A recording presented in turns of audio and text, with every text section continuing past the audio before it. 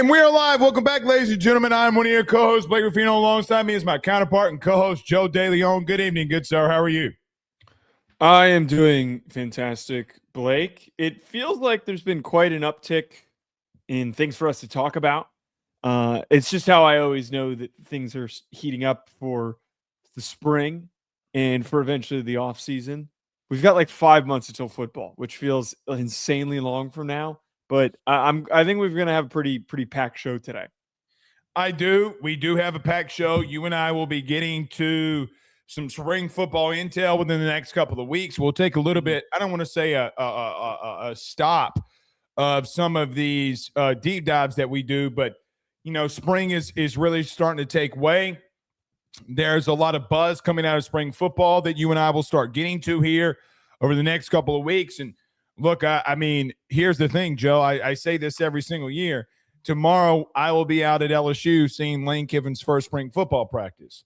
So here we go. We are on our way. Jordan Seaton down 22 pounds per sources. So that is good news. That is very good news. Yeah. Did you see the photo coming out today of the big fella? I did not. To be quite just direct with you, that was the big criticism from my end from like a draft perspective. A lot of times these big guys in high school that are ready to play right away, they're carrying a lot of bad weight. And he wasn't as flexible as he could have been, but he's pretty mobile. But if he's down weight, that's a very positive sign. Per people around the building today. That's what I was saying. By the way, did you see my text to an NFL scout today? Actually, he's technically the head of scouting for the NFL. So speaking of LSU really quickly, so LSU did their pro day today. Yeah. And everybody's like, oh, you're not talking to scouts. Mansour DeLeone ran a 4.38. So I texted this guy. I was like, that don't feel like no 4.38. He goes, I got him at a 4.34. So I took a screenshot of it and posted it on Twitter. I did see this. And it was a 4.35. And so, listen, here's the real truth. For everybody spring, all these scouts going around, here's what I know for a fact. They ain't going off of LSU's number. They're going off their own. For a fact. So, yeah. I mean, you can look, Joe, you and I do this for a living. You make friendships. People love to talk. So when they want to come out here, I do think that I don't know if he needs to move outside the state of Louisiana. Especially, I don't know if he'll be on the board. He might not be. Not after today. But I mean, the New York Giants need a new starting outside corner, and I think that y'all taking too many LSU players. Taking too many. Well, so, it's worked. It's worked for the Giants, so don't complain about that. It is. By the way, did you see this flag football thing over the weekend? Jesus. Yeah, I mean, the whole thing's kind of stupid. Everybody's jumping in and talking about how, the NFL players look like shit and they got their asses kicked. It's the first time they've ever played flag football. I think if you gave them a couple weeks in a training camp, they'd be just fine. Yeah, Tom Brady didn't look too bad for 57 years old, however old his ass is. But nevertheless, scouts, it is spring. I'm just telling you, they're going to go based off their own numbers. So we'll get into some spring football here really, really soon. All right, Joe, let's get into it here. Everyone do us a favor, though, by hitting the like and share. Share to all those groups if you're on Facebook and to all those social media pages. You're watching us, listening to us on YouTube. Like, subscribe, notification bell, wherever you listen to podcasts. Rate, review, and subscribe. Everyone, do us a favor. Go over to the App Store. Download the FD Sportsbook app today. Use your mobile device in doing so. We still have the Sweet 16. Florida getting upset while we were live on the show last night by Iowa. Joe, it's always these random-ass white dudes that keep busting brackets all over the place. I'm sure FanDuel is really excited for that. But you can go to FanDuel. We got Sweet 16 men's and women's basketball. Little shakeup in the top when it comes to who's going to win the Heisman Trophy. It seems like a lot of people putting money down on Jeremiah Smith, of all people. As Jack posted today or a couple of days ago on social media, those odds were continuing to climb. You can place those bets with our good friends and partners over at FanDuel. Again, download the FD Sportsbook app, as Joe and I tell you every single day that we are on. Do us a favor, set your preferences as well. And we're greatly powered and partnered by our good friends over at FanDuel. All right, Joe, let's get into it very quickly. I wrote Owen Heinecke down first. You want to get to that and then Oklahoma deep dive? No, okay. That's right. So, well, it makes sense because we kind of talk about Owen Heinecke before we kind of talk about this Oklahoma deep dive. So, Joe, Monday, the day coming out of this, Owen Heinicke, a former linebacker at Oklahoma, is filed an injunction on the NCAA asking for another year of eligibility. Now, Owen Heinicke was a senior linebacker last year, also participated in the Senior Bowl and in the NFL Combine this past year. In the injunction stating what you and I have talked about before, he only played 4 years of college football. Joe, what are your thoughts on Owen Heinecke filing this injunction? I guess I would just start off by asking, why didn't you do this when you first got rejected? Why did you go through the Senior Bowl and the Combine before you filed an injunction? That's the part that really bothers me in all of this. That was my point in the very beginning. If you want to go back, brother, you want to make more money, no one's saying you can't file an injunction. I guess my thing is, why now? Well, he got denied, and that appeal process happened around the time of the Senior Bowl. Him getting denied, that's a month ago. It was right around the time of whenever the Senior Bowl was, because I remember it was a talking point. February 23rd. It's March. It was a talking point when he was at the Senior Bowl. The point of this, Blake, is that he was going through the appeal process at the time. He had the opportunity to get invited to the Senior Bowl and to the NFL Combine. If he is getting scouted for the NFL and this ends up falling through, which the NCAA is making it very clear that they're going to fight tooth and nail on all of these eligibility issues to prevent somebody like him from playing. Him making those choices to go through the pre-draft process is in his best interest so that it doesn't screw up getting drafted. He actually had a comment at the pro day, after the pro day, I believe, along the lines of just saying, I hope none of this screws up my draft stock. He was a player who played sparingly up until this past year, and he played very solidly for Oklahoma this past season in 2025. My opinion on this is kind of going back and forth. And I think for the fact that Trinidad Chambliss, who has a less defensible situation than Heinecke, should be given a chance to play. Now, I know that the NCAA didn't. You think it's less than being ill and not being able to play? I think that there is more of a spectrum of interpretation with Trinidad Chambliss. He played 3 games for a total of 15 minutes. In college football, you could play 4 games and still maintain a red shirt. He also missed an entire year in 2022 due to a knee injury. So he has had a normal circumstance of being able to gain an extra final year of college football. Montana had a player who was given a 9th year of eligibility because he suffered multiple season-ending injuries. All I'm trying to say here is that I feel like that there have been a lot more lenient circumstances that have allowed for guys to get back onto the field. I brought this up last time.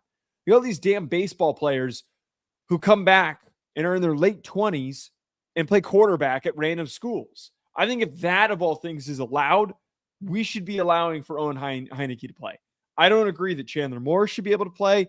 I don't think Joey Aguilar should be able to play. I don't think that it made a ton of sense for Trinidad Chambliss, but there was at least an argument compared to the other two. But it feels like Heinecke is one of the stronger arguments because he played a completely different sport for a total of 15 minutes. All right. So the argument is, when did he play lacrosse? And the thing is that he played lacrosse at Ohio State in 2021, appearing in 3 games as a freshman before transitioning to football. He obviously, we talked about this later, would stand out for Oklahoma football. So 2021, 2022, 2023, 2024, 2025. He's asking for a 6th year of eligibility, which is the problem here. Okay, right? So I understand that you come at this and saying that, hey, he played lacrosse for 15 minutes. Okay. But he also played 13 games 3 times for Oklahoma back in 3 straight years. In 2022, you were correct. He had a season-ending knee injury. So he did not participate. He wasn't there. You are right there. But guess where he was? He was at 2 institutions that know how to handle this. So he's going to have to show, like Trinidad Chambliss, that this was mishandled. The problem that I have here is that we're going into a 6th year of eligibility. He was on a college campus. It's not like the Major League Baseball thing where those guys aren't on campus. They're not college athletes. Well, they're professionals. They are. But we also have Australian punters and guys who are 26, 27 years old. And I don't agree that those guys should be allowed to do that. I'm right there with you. I don't really hate somebody getting an education. My problem is that I understand where you're coming from. And the likelihood is that he's going to win this, because I just don't foresee an Oklahoma judge. And I got to be a little blunt with you here. I have a conspiracy theory later of why they did this. With that part being said, and I'll get to that in a moment, I don't agree with this. I don't agree. I don't agree that he should have a 6th year of college eligibility. You went to play lacrosse. I'm sorry that you got hurt. I don't like that you're filing an injunction now to play another year, because if this would have gone your way and you would have gotten better draft stock, if teams would have said, hey, you're going to go in the 2nd or 3rd round, I don't think he does this. This comes off to me in this situation somewhat like Trinidad Chambliss, but I still think Trinidad would have made more money if he went in the draft this year. That's just my humble opinion. My only thing in this is that it looks like that you're not going to get drafted, and you're probably going to get cut in the NFL because you're not going to get drafted, and you're probably not going to make a team, so you're going to try to make as much money as you can. I don't really have a problem with that if you're in the years of eligibility. Joe, 6 years. That's a long time. That's a long time. And we have got to get to a place where we kind of put our foot down. Like, I hate it for him. I understand the situation. If he can show from a medical red shirt standpoint that he was out, but the problem is that when did he redshirt? I mean, he had to have redshirted in 2022. So now you're going to have to take that red shirt that you took and say, well, they should have given me a medical red shirt, is what he's going to try to argue here. You accepted the terms of the red shirt when you got hurt. That's what you did. That's not on anybody else. So I just look at this situation and say, I don't disagree with the premise of what you're saying, but he was a college athlete. And when do we put our foot down? Why do we have to give exceptions? Like, I don't think that I do think that there's exceptions to the rule, but he's not going to get drafted. And that's why he's doing this. He's doing this. Well, he might get drafted. There's the general. He's not going to get drafted to the amount of money that he would make at Oklahoma if he returned. How about that? Yeah, and he doesn't have a guarantee to make a roster either. No, he does not. So with that part being said, when do we put our foot down? When is that time? Because we didn't do it with Chambliss. He got a stacked court. We're not going to do it with Owen Heinecke. And he's probably going to get a reward. So I come back to this and just say, this is not targeted at you. Remember when we talked about the NCAA and people talking out of both sides of their mouth in a lot of situations where people want governance, they want the guardrails to be in place, but yet when situations like this come up, they don't want to talk about the guardrails. Okay, but I don't disagree with that, but I do think that naturally with everything, when we want to apply strictness to rules, we still need to acknowledge that there are exceptions to rules. Sure. This is a very specific exception. That is why I believe that this is more defensible than the Trinidad Chambliss circumstance. The Trinidad Chambliss circumstance was arguing essentially that Ferris State was so inept that they didn't know how to properly file a medical redshirt waiver. That was what the argument was. Like, oh, they didn't know what they were doing. Oh, these silly fools at the Division II school. Well, what's the thing here? He played 15 minutes of lacrosse. Okay, but wait. But let's look at it this way. If I don't know what the red shirt rules are for playing time are for lacrosse. I don't know. you could play up to 4 football games, suit up and play in 4 football games in college football. You couldn't in 2021. Still, okay, but you couldn't in 2022. No, yes, you could. No. They implemented that my senior year in 2019. They implemented because that was when Derek King. That was when Derek King did the bit where he.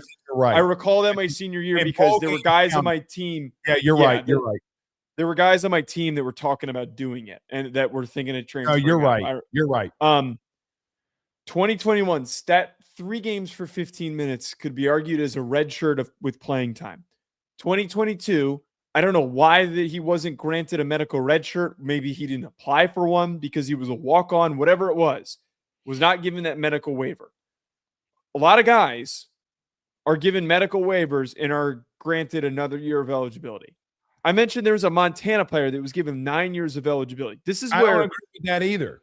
I know that you don't agree with it, Blake, but if the NCAA is emphasizing that they're being stricter on the handling of this stuff, they can't be contradicting themselves, because then it just turns into a convoluted mess and it looks like they're targeting specific players. Do you see what I'm getting at here? Yeah, but at the same time, I can flip that right around on you and say, when everybody goes out there and starts bitching about guardrails and then they don't defend the NCAA on these actions, you're doing the same thing.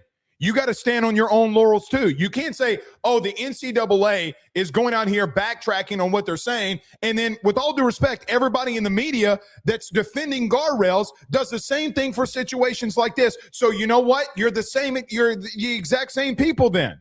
But this fits the normal eligibility journey of a kid playing for a season, missing an entire year, getting a medical waiver. He was a walk-on at Oklahoma, was he not? I doubt that they thought the kid would ever turn into something. I bet that they thought they didn't give a shit about walk-ons who have injuries. It's not my problem. I mean, with all due respect, I ask the question again. When do we put our foot down?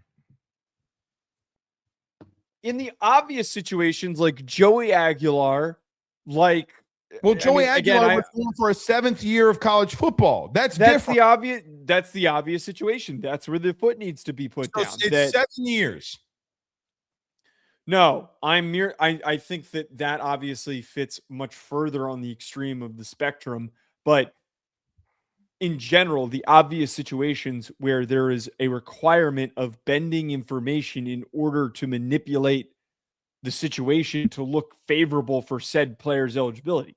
As much as I would love for Trinidad Chambliss to play, at the end of the day, his situation required a lot of manipulation. It did. Yeah, it required. Exactly. It 100% did. But Heinicke's situation mirrors a lot of kids' eligibility situations. There's nothing that needs to be misconstrued or adjusted here. He played a sport, a completely different sport, and he played 3 years of football at Oklahoma. My point is, because where did he get hurt? At Oklahoma in 2022, playing football. So he played 4 years at Oklahoma. They didn't give him. So here, hold on, pause. What did Oklahoma do in his redshirt year? So did Oklahoma mess up, and now because Oklahoma messed up, they want to go back and give him another year? Unless I'm misrecalling this, okay, he was a walk-on at Oklahoma at that time, and they redshirted him. Did they not? But a major program like that is not going to file the necessary medical paperwork for a redshirt for a walk-on that they might not expect to actually play. Okay, so here's what we're doing, just so we're all on the same page. Because you thought he would never amount to shit, you just gave the kid a red shirt. And because you gave the kid a red shirt because you didn't think that he would be worth a damn, now that he is worth a damn, you want him back because you screwed up. Why should I give them the appeal to that? Tell me why I should give them the appeal to that. There's not much of an argument for that because it is a mistake on Oklahoma's part, but on Owen Heinicke. But we're not arguing against Oklahoma. We're arguing in favor of Owen Heinicke that did not effectively handle. It's not just Owen Heinicke that does or doesn't get affected here. You're giving Oklahoma a competitive advantage because they screwed up, and now because he's good and he's worth a damn, you want to come out here and say, well, hey, he's a really good player now, so we want to give him technically the medical red shirt. I wouldn't classify a kid who How old is he? Probably 22, 23. There's no way of finding out how old he is. It doesn't matter how old he is. They messed up. They want to go but back. It's like he's like 28 years old playing football. He's like a normal age to be playing a 60 down. They didn't give a shit about the kid when he got hurt. And now that he turned out to be good, they want the competitive advantage because they want Kip Lewis and they want Owen Heinecke back. That is the truth. But but here's the end of the day, and we're going to talk about this when we get to the Oklahoma preview. They brought in Cole Sullivan, who Venables is like completely hyping up. He's saying that he's going to be, of course, their next Danny Stutzman. He was a really good player for Michigan last year. He's a really good linebacker. They're not like truly hurting at linebacker. No. He had 44 tackles. It's not like he had a breakout season at Michigan last year. If Venables is hyping up a linebacker, I'm going to take his word for it. Yeah, I will too, and I agree with you there. But then why are you because you can't convince me that they're allowing Owen Heinicke to do this unless Brent Venables is signing off on it. So now you can't have your cake and eat it too. So who's going to start? I don't know. I haven't even gotten that far. Exactly. That's why that part doesn't concern me because I don't think it doesn't give them that much of a competitive advantage. If this was maybe a wide receiver or a quarterback, if this was Mateer, I think it'd be a completely different discussion. You mean to tell me that a guy that had 74 tackles, 12 tackles for loss, and 3 sacks doesn't give you a competitive advantage when you bring him back? When they messed up the eligibility, you're smoking crack now. It's not that it obviously doesn't help. I'm not trying to construe it as if it is some sort of like, oh, whatever, he's not that good, it doesn't really matter. That's not what I'm saying here. They have reinforcements. They anticipated not having him by going after and getting Sullivan. All right, answer my last question. Why didn't you file the injunction until now? Because that's honestly, here's the real truth. I don't know how this stuff works. I legitimately have zero idea how the legal stuff works, so I can't answer this question. You can't do that now because we have Trinidad Chambliss doing it. We have Joey Aguilar doing it. They're doing it, and they're not going to the Senior Bowl, and they're not going to the Combine. Because let me tell you what this comes off as. This comes off to me. Aguilar went to the Combine. Well, he didn't go to the Senior Bowl because he was trying to follow. I don't think he was invited to the Senior Bowl in the summer. Okay. Well, his injunction was done by the time that the Combine got around, was it not? I'm pretty confident it was. The injunction was denied right at the time of the Combine. Right. I don't know. I don't know how this stuff works. I legitimately don't know how this. All right, but this is how it comes off to me. You went to the Senior Bowl. You went to the Combine. You didn't get what you were wanting, and now you're trying to come back. That's how it comes off. It's how you can't paint that with another picture other than that. So Oklahoma messed up. They should have given the kid a medical red shirt. They did not. Now they want him back because he's worth a damn and he's a good player. And I agree with you. He's a really good player. I'd want him too. But we got to have guardrails. And everybody and their mama keeps coming out here screaming every single night that we need guardrails until it's time to put up those damn guardrails. I just don't. My problem with this premise that you're pushing here is that I don't think that Heinicke is the guy to be making an example of. That's my final bit on. Hold on. The NCAA denied Trinidad Chambliss. They denied all of these guys. I can't speak on the Montana guy because I'm not familiar with it. So I'll digress to you on that because you know way more than that about that than I do. But they did deny all of those guys. They are denying all of them. So what my call is. But those were the guys to make examples of, not Owen Heinicke. But they tried. And Ole Miss, as an example, had to get one of them went through. Well, as of right now, because the Tennessee judge actually stood on business. But what if he didn't? What if he didn't? And so I look at this and say, everybody keeps looking at the NCAA and saying, or not NCAA, everybody keeps, this is my problem. It's a shot at the media corps around the country. You keep coming out here telling me you want guardrails. Until you have to put those guardrails up, then you're like, oh no, my nipples hurt. I don't want to do this anymore. You don't want to go through the tough questions of telling a kid no. here's the truth. When you have authority's got to put their foot down. Whether it's police officers, whether it's the federal government, whether it's a judge, that's how our society works. Until we get to this situation, when we got to put up guardrails for this specific situations, everybody wants to back off. Everybody's like, well, you can't do it for this kid because this kid. The problem is that I can look in other states and say, hey, well, that guy didn't get charged the same way that I did, or same guy in my own parish or county didn't get the same charge that I did for the same exact crime. But people don't know that because it's not a part of sports and people don't cover it like that. So now that we cover sports and it's front page news every single day, there are things in our society that are not fair.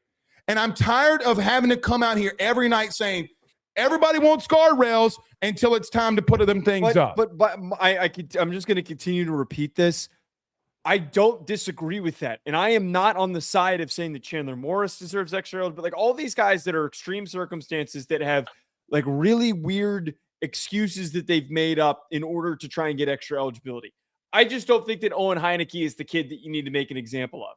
I don't think that I think if I had to pick any of the cases that is the most logical and defendable, it is the Owen Heinecke case. Okay, the kid played a different sport. And he played for 15 minutes on a different sport. It's not. So here's the problem. Full season of college football. You also can send a message across the country to Oklahoma, you should have known better. You can't come back and say that we messed up because the kid's good now. You can't do that. I just don't know why we have to like throw the hammer down on this specific circumstance when there should be leniency. I tried to throw the hammer down on Trinidad Chambliss, and the media said, give him an extra year. I tried to throw the hammer down on Joey Aguilar, and they said, give him an extra year. Well, a Tennessee judge disagreed with that one. I've been consistent. But I think that it's you don't have to just maintain the same stance on all of these. You don't have to do that. And I think that the NCAA is desperate, beyond desperate, that they're trying to stick to every single circumstance to keep it the same. Okay, well, here's the thing. Here's the reason why I am, before we move on here. The reason I am is because we're in a different time. We're in a time in college athletics where we are in a very vulnerable spot. If the Wild Wild West wasn't winning, I would probably agree with you. But the Wild Wild West is winning. And we don't have any guardrails. And we got to find a way to get some back. We have to. Because this is the lame part with this, Blake, is that they can't do shit about anything. So they're like, oh, fuck you, Owen Heinecke. We're coming for you. It's like, that's the guy that you go after. You can't accomplish anything else. No. They did. What do you mean? The NCAA did deny all these people. It was the media. No, but I'm talking about just everything. I'm talking about everything. Like, this is the one thing that they're trying to take control back on. Well, they're trying to take back control everywhere else too, but they keep getting sued and losing. You can't, Joe. The NCAA is trying to retake control, and you know that. The SEC and Big Ten are trying to retake control, and they're losing. No one respects the NCAA because there is inconsistency in how they operate with everything. I agree. These eligibility cases. So that's where I have a problem with this. Inconsistencies inside the media that pushes for one kid and not others either. You can't have your cake and eat it too. You can't say we need guardrails, and when it's time to bring down the law, then you don't want to do it. All right. We're spending way too much time on this. Yeah. All right. Let's move on here. Speaking of Owen Heineke's team, the Oklahoma Sooners, we continue on our path in deep dives here. Joe, you said last night that you really are looking forward to seeing the Oklahoma Sooners this year. You think that they're going to be a very good team. They return a lot of production. I really like them better now at wide receiver than I actually did a season ago, as crazy as this is going to sound. I do think that Oklahoma is a very interesting team, but you brought up last night that you wanted to talk about the Oklahoma Sooners, so I give you the floor. How do you see them in 2026? Yeah, Blake, I think that this Oklahoma team showed as high as we were, or not, let me rephrase that. As quickly as Oklahoma started to come together, way sooner than everybody expected. sooner than we expected. A lot of young players stepped up when they needed to. And we started to see them come into full form, but they weren't all the way there yet. They got to the college football playoff. They put out a couple of really dominant defensive performances. John Mateer was up and down, but he was inconsistent. There were a number of things that held them back, particularly their run game and their offensive line. Yes. And I feel like why anybody should be bullish on Oklahoma this upcoming year is because they reached the college football playoff with a tough schedule, and they weren't even fully developed yet as a team. This team this year, despite putting out a lot of guys to the NFL, I think is bringing back a core at key positions to set them up to be even better than last year. And I look across the board at their various position groups. I look at their defensive line as the core, main foundation piece for this team. Taylor Wine. My apologies for mispronouncing that. Him and David Stone are two guys who are going to get a ton of buzz for the upcoming draft. Very gifted players. Dogs. Ade Adebawore, really explosive athlete. I think that he develops into somebody who ends up being super impactful for this team as well. Kip Lewis, fantastic linebacker, guy who probably could have gotten drafted decently early this upcoming year. Great safety tandem with the Bowen brothers. For me, Blake, it all comes down to the criticisms that we've had for their offensive line over the last 2 years. Mm-hmm. This is going to be and should be the best offensive line that they've had in that span under Brent Venables. Because they finally recruited quality high school guys. They got onto the field last year. Those guys struggled. We witnessed last season Fasusi and Foji. Fasusi gave up 19 pressures and 4 sacks. Foji gave up 13. Those guys were able to be thrown into the fire to make their mistakes, to be ready for their sophomore seasons. I think their offensive line is going to be better. I would hope their run game will be better as well. It all comes down to, like we keep saying with these previews with returning quarterbacks. There is a version of John Mateer, pre-injury John Mateer, of a guy who can be one of the best quarterbacks in the country. A highly draftable player because he's a great athlete. He's instinctive. He is just an outright playmaker. But when he got hurt and he couldn't really grip the ball and it felt like his passes just did not have that same zip on it, he started to make mistakes. And his teammates were not helping him either. He was sacked 27 times last year. He had 15 drops thrown to receivers. He threw 11 interceptions. There are some contingencies for this upcoming season, Blake, but I feel like for what we got from some of these younger guys and the growth that they showed, if they take a step, this is a team that should be back in the college football playoff, that should be on the front door of the SEC championship game, and frankly should be getting more hype as a top team next season. I think that they should be hyped up more than Texas A&M, who we talked about last year. I don't necessarily disagree with that. To your point along the offensive line, let me read another stat for you. Last year versus Auburn, they had 26 carries for 32 yards, 1.2 yards per carry. Against Texas, they had 30 rushes for 48 yards, 1.6 yards per carry. Against Tennessee, they had not Tennessee. Against Alabama, they had 28 rushes game one for 74 yards and 2.6 yards per carry. Against Missouri, they did eclipse the 100-yard mark in that one, but they had 32 carries for 103 yards, 3.2 yards per carry. Against LSU, which, by the way, they had a time of possession for 40 minutes, Joe. 40 minutes. They ran the ball for 75 total yards, 2.7 yards per carry.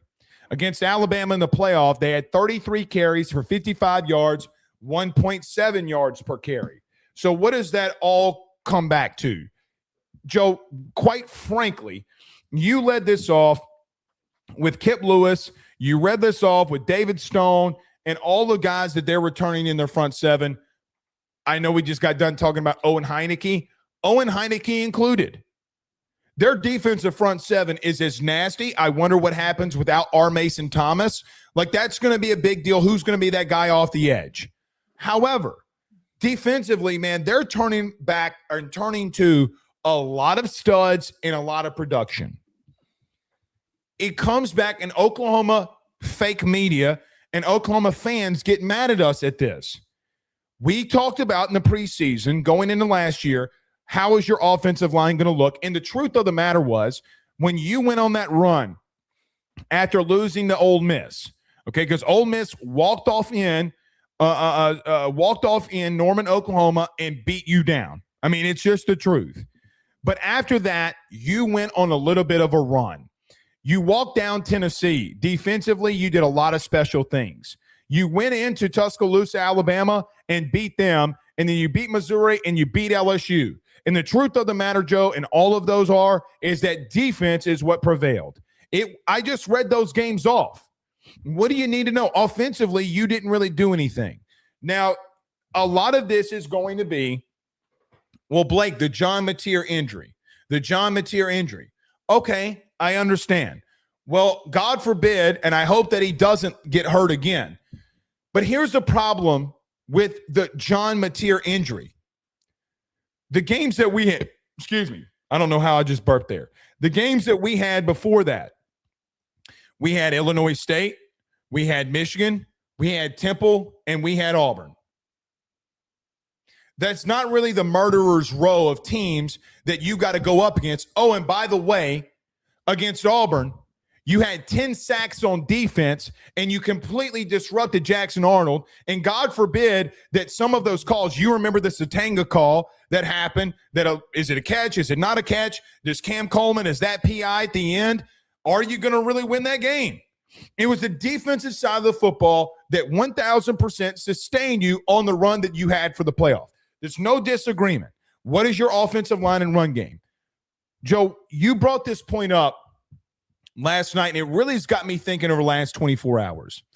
You called me out, but not really. You were like, Blake, I like how you're putting all of these teams' deep dives in their runs on the quarterbacks. Look at the quarterbacks that we have. So this is not against John Mateer. We have talked about this about other quarterbacks because Oklahoma fans will be in here and start calling us out.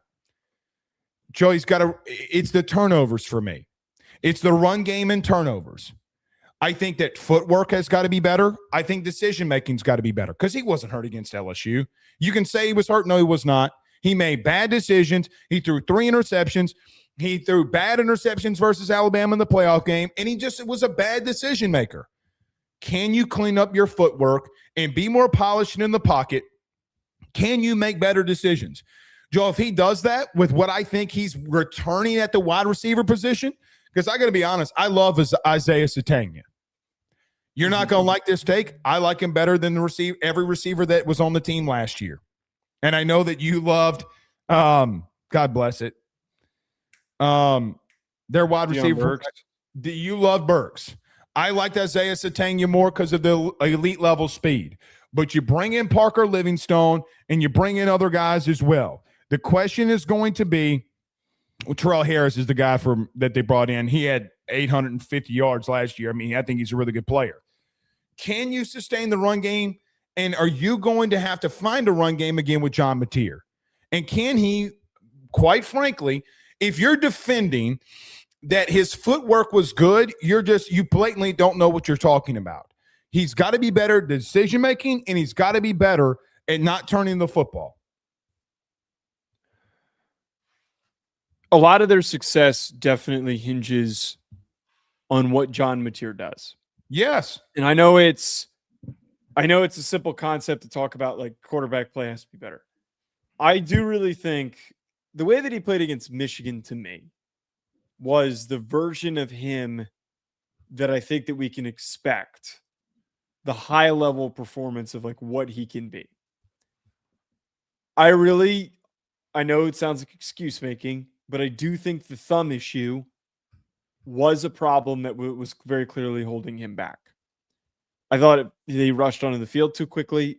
The whole thing just seemed so out of whack, and he wasn't getting protected. They have to run the ball better. You just highlighted a lot of the issues that they had running the rock. Here's a couple of other concerning stats that align with that.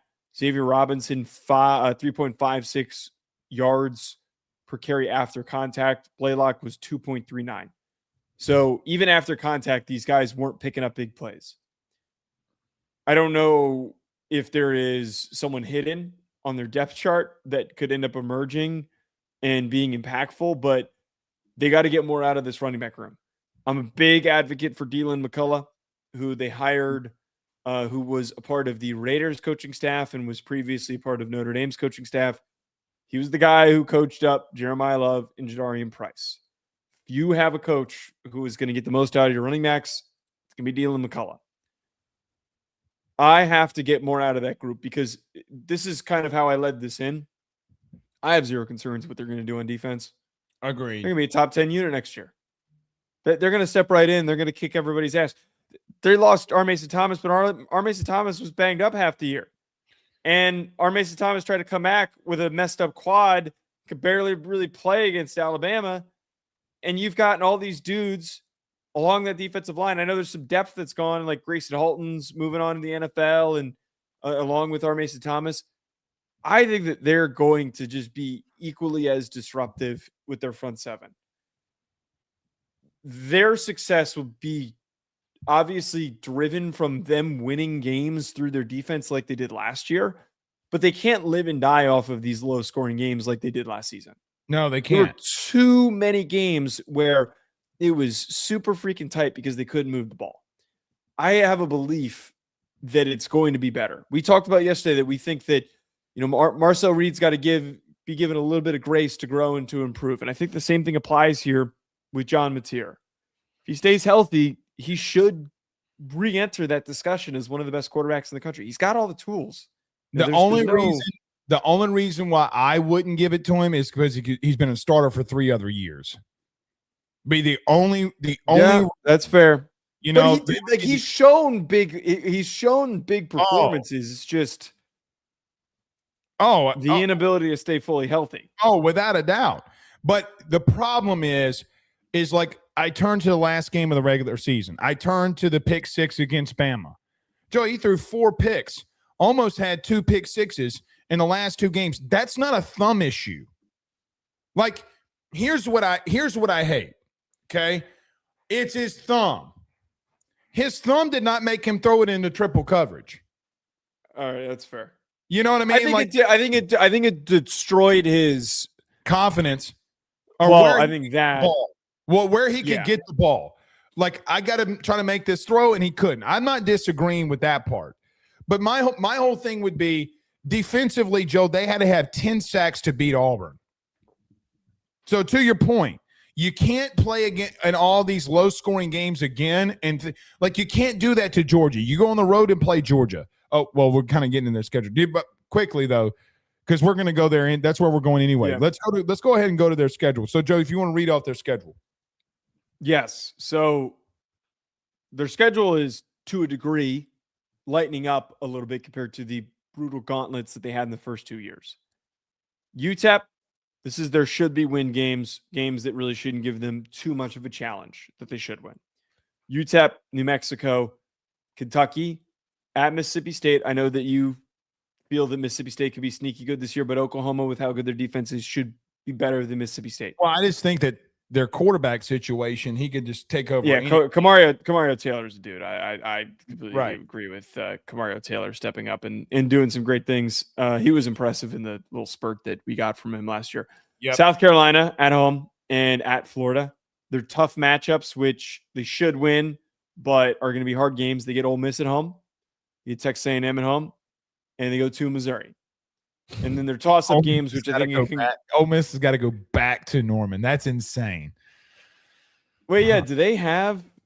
Wait. Yeah, they have Ole Miss at home, and Ole Miss. Remember, they went in there and beat them.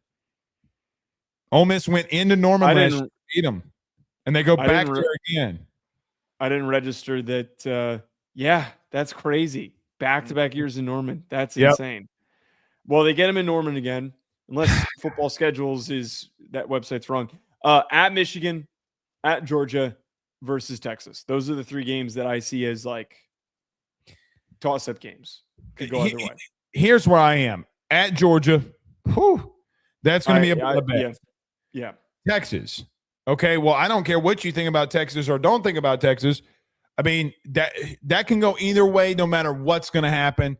That's a dogfight. You go to Michigan. Not an easy place to play. It's not an easy place to play. I'm going to push back on one thing that you said. the month of November is brutal. Because I don't think I don't know if John Summerall and Florida are going to be good. Okay, I don't know that. Okay, I don't know about that going into year one. Here's what I do know that Florida has that they haven't had under Billy Napier, even when day one he stepped in there, even in game one when they beat Utah. That fan base is fully bought in here. And there's no John Summerall team. I hate to say it like this. John Summerall's not going to have a team full of bitches. I don't know how else to say it. And that's just the truth. Okay? Going into that place in November, Joe, God bless it if they're at 6 wins by then. God bless Jesus Almighty. Because what they just had to go through, that is Joe, I've told this story all the time. Outside of Death Valley, outside of LSU at night, the loudest place that I've ever been in my entire life has been Gainesville, Florida. And when it's on, it is the loudest place in the country with those tall ass walls. When I'm leaving Gainesville and I can't hear anybody talking until I get to Mobile, Alabama, driving home, that's a problem. That is a problem. So that game for me. But to get back to the central thing here, you got 3 massive games early, and you got 4 late. Because I think going to Florida, you got Ole Miss at home, you got A&M at home, and then you got at Missouri, which we'll talk about Austin Simmons literally next. That is a hell of a schedule. And Trinidad, but it's easier than last year, and they went 9-3. That's kind of my point here. Well, they went 10-2, right? Or 10-3 because they lost to 10-3 because they lost to Alabama in the playoff. But I don't think Georgia's Alabama. I think Georgia's even more dangerous now than they were a year ago. We haven't talked about Georgia like that. Texas is more dangerous. Mississippi State is more dangerous. I don't care what they have at Florida. Florida's more dangerous. But the way that I look at this, though, if I'm comparing rosters and these quality of these teams, I see which they can lose to a team that they're better than. That happens to everybody. I see 2 teams on the schedule that have equal to or better rosters, and that's Georgia and that's Texas. I think that they have better teams, better cores than all the teams, the other 10 remaining teams on here. There's listen, you're gonna hate me saying this. There's a massive quarterback disadvantage when they go up against Ole Miss. And I agree with that. And listen, if Trinidad Chambliss can walk off in there and do it to you once, he can walk off in there and do it to you again. Yeah. Oh, well, Lane and Charlie aren't there. Well, shit, Lane wasn't there during the playoffs, and he carried that team. So, shit. I don't know, man. I think, of course, Blake Ruffino's going to say it. I've been on their ass all year, all offseason. Ole Miss is dangerous. Trinidad makes them dangerous. I don't give a shit what their record is. That dude's dangerous. Well, that plays to my point that even though they might have an advantage, Oklahoma's defense front to back is better than Ole Miss's defense. Oh, without a doubt. But you know what? That absolutely is a game that they can lose because Trinidad Chambliss is Trinidad Chambliss. It was last year. And all Trinidad Chambliss did, it was the Trinidad Chambliss coming out party.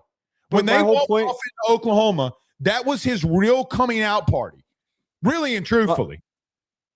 My whole point with this Oklahoma team is that last year we had limited expectations for them with a harder schedule, and they won 10 games.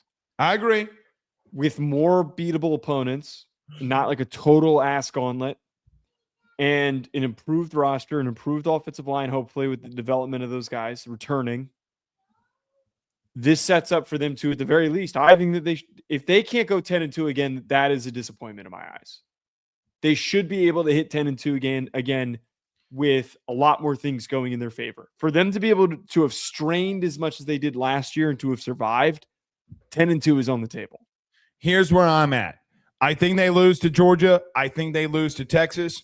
And I think they're either going to lose to Michigan or Ole Miss or A&M. They're going to lose one of those games because I don't see them. I think Texas is better than them front to back. I think Georgia, they're not walking in Sanford and beating them, in my humble opinion. And I think they're either going to lose to Michigan or lose to Ole Miss or A&M, and they're going to be 9-3.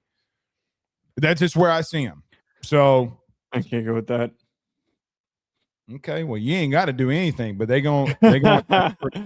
All right. Before we get out of here, do you want to get your Sharon Moore or Austin Simmons? Let's get the Simmons because we theoretically could get the Sharon on Wednesday. Okay.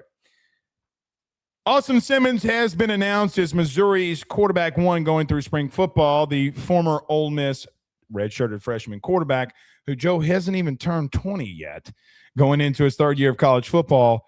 Your thoughts of Eli Drinkwitz ripping that Band-Aid completely off and saying, this is our guy and he's here? Yeah, this is kind of surprising to me because I would have thought at the very least there would have been an ongoing competition for how hyped up Matt Zollers was coming into this program. And as messy as Zollers was when he had to fill in for Bo Perbula last year, you still kind of saw some of the traits. You saw some of the upside of what he could become. Like Austin Simmons is Matt Zollers, but just a little bit older. We don't know what Austin Simmons is. We don't. And I'm not questioning Eli Drinkwitz saying that this is a bad decision. I don't. We're not in the meeting rooms. We're not there behind the scenes. Maybe Austin Simmons is really taking a hold of the locker room. Maybe that the competition was close and he was doing enough that it made clear sense. I just, from the jump, was surprised that they brought Simmons in, considering what they had with a young player and for the lack of consistency and, quite frankly, the really erratic play from Simmons. We have like a couple of drives against Georgia 2 years ago that has built hype for a player that he has not even come close to meeting. That Kentucky game was bad. That is what still sticks in my mind, man. Like, forget the Georgia State game. Forget him coming in throwing a pick against Citadel. That Kentucky game was bad. That was hard to watch. I was blown away. I was dumbfounded. I was like, "What? This? Everybody's been talking about this kid as a first-round pick, maybe, and he can't complete passes. He's making brutal mistakes." I am hoping that Austin Simmons steps up and plays well this year. I want him to. He's very, very gifted. He's a young kid. He's got room to improve and grow. But if after just one spring, you're ready to turn the page to him, you know what my big thought with this is? What's the deal with Zollers? Is Zollers, is there that much of a concern with him as a player that you just immediately dismissed him in this competition? That to me kind of sticks with all this because it just, something seems a little bit off considering that Simmons isn't some sort of decorated veteran. All right. I'm about to go unhinged. So here I go. You ready? I think he has the ability to be one of the more special quarterbacks in college football this year. Don't disagree with that. I think that what we saw was an 18-year-old kid who is too smart for his own good, from an academic standpoint, got too technical. And I saw a guy in Mark Stoops do things pre-snap that wasn't there post-snap, and he almost got beat for it. And they almost lost. I think from a throwing aspect, footwork aspect, and just overall talent aspect, he is special. I'm not coming off of that. I also remember quarterbacks, for what it's worth, that have led team to national titles that have had 9 interceptions in a month. I'm also old enough to remember when Hall of Fame quarterbacks came in as 18-year-olds. Do I need to remind everybody of what it looked like for a guy like Peyton Manning? Now, I even go left-handed. Do we remember the play before when Tua Tagovailoa got sacked in a national title game and Nick Saban almost lost he almost lost his cool? When you have Joe, he was 18. The truth of the matter is that young man had 2 years of college experience. He should have been getting ready for homecoming in high school. He should have been getting ready for homecoming. He is on a different curve of evaluation from me. He is. With that part being said, I've given him a mulligan. I've given him the biggest mulligans that you can have because I understand where he's going through, and I think he is a special quarterback. I really do. I think he is one of the best pure throwers I could make the argument that I think he's a top 3 best pure thrower in the sport right now. I don't think that's a hot take. However, he might be bottom 3 in decision making. And that's the part where I look at him and say, Joe, what if that takes a leap? If it takes a leap and he continues to progress that, the sky literally is the limit for him. The sky is by far sky high. I think I'm going to say something that I might regret. But you tell me that it's the offseason and I can make unhinged comments and there's no repercussions. So here we go. Okay. I think that he has the talent to be a number 1 overall pick. I think he's that good. If his decision-making, however, to your concerns, which are so valid, then he's not going to be. But I know what these eyeballs see when he lets it rip. He is special. If he can clean up, and this is the thing. Look, we just had an episode, Joe. What was it, last week, where I climbed all over Eli Drinkwitz. This is by far the best quarterback that he's had at Missouri. From a talent perspective, it's not remotely close. I got to give Drink a lot of credit. They have done an elite, not good, and you know how much I don't like using that word. They've done an elite job at developing. Look at the running back and offensive line room. Look at Luther Burden. Look at some of the guys that they have gotten there and the level of development that they've been able to get out of them. Question is can you do it with arguably, and I mean this, the most talented kid that you've had? He is the most talented kid on their roster, in my humble opinion. Can he put the mental game? Because, Joe, you're talking about a perfect ACT level kid. Like, I don't think people understand, like, I'm not saying he doesn't have, like, the street smarts of college football, but when I see Mark Stoops doing pre-snap stuff and to where they are post-snap, I'm like, oh, they're confusing the shit out of him. If he gets that down, Joe, the sky's the limit for him. I am that confident on him. So this is what I think that happened, to wrap this up. I think Eli Drinkwitz saw him throw and he goes, good God. Are you kidding me? And that's what I think has happened here. Now, to your point about Zollers, that's where he ain't this. This is a different beast and a different animal. The only thing that I have a little bit of pause. I know I shot for the moon. Listen, you got to have a lot of pause. I said this kid could be a number 1 overall pick. I'm not taking any. No. But it has nothing to do with that. It just like to tangentially. What did you I have no idea. Tangentially. What in the hell? You got more. It's a tangent. It's connected to what I'm saying, but it's slightly different. I know. Okay. Chip Lindsey is the new offensive coordinator. Yes. Stepping in, new OC, new direction. I felt like Michigan's offense was really inconsistent last year. There was a lot of respect given to Chip Lindsey for the work that he did with Drake May when he was at UNC. Yep. But I just don't like. Wait, was he there when he was there? Yeah, he was there with Chip was there for the last year. Last year, yeah. I just don't know if I can trust Chip Lindsey to get the most out of Austin Simmons. That's fair. That's fair. I mean, he's worked with some gifted dudes, and they haven't Drake May had a good last season in 2023 when Chip Lindsey was there, but it wasn't his best year. I got to make a hot take. Bryce Underwood wasn't his best. It was a decent year, but he didn't show much progression throughout the season. Bryce Underwood at Chip Lindsey was at Michigan last year. I mean, I don't know.